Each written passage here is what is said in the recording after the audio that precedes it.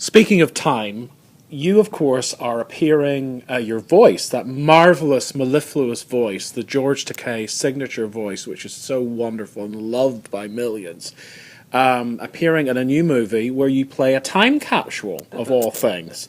So, first of all, tell us about the movie.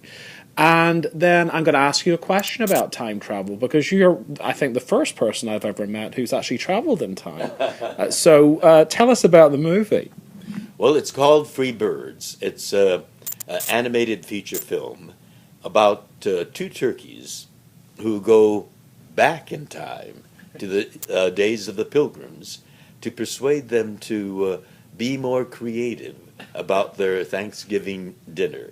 Wow. And they succeed and they come back to the present time. It's a fun movie. Woody Harrelson is the voice of the tough, muscular turkey, and Owen Wilson is the voice of the rather intellectual but not too fleshy turkey. And I am the voice, as you said, of the time capsule.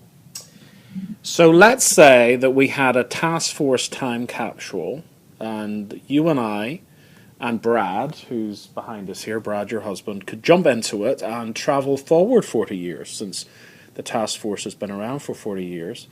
What do you think you're going to see? What are we going to see when we open up that door 40 years in the future?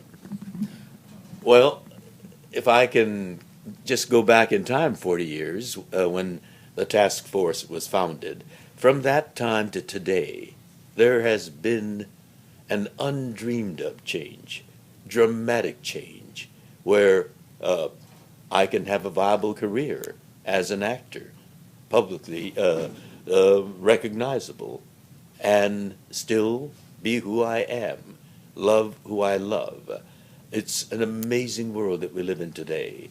And this happened in only 40 years because of the leadership of the task force and all the people that supported the work of the task force. So looking forward an equal amount of time, 40 years, I hope that it'll be a time when the task force is absolutely unnecessary, that love will be love, everything will be normal, and that there won't be an issue.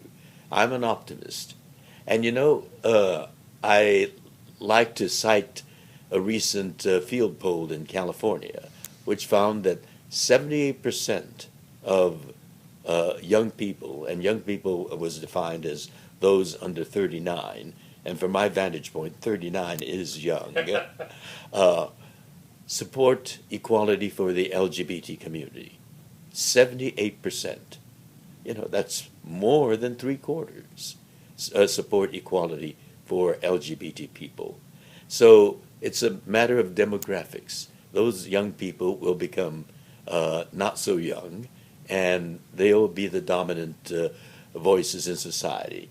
And I particularly love young straight couples because they're going to be making the gay babies of tomorrow.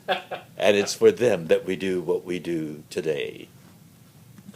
George Takei, on that very optimistic note, thank you, sir, for your leadership. It's my pleasure. Great talking with you.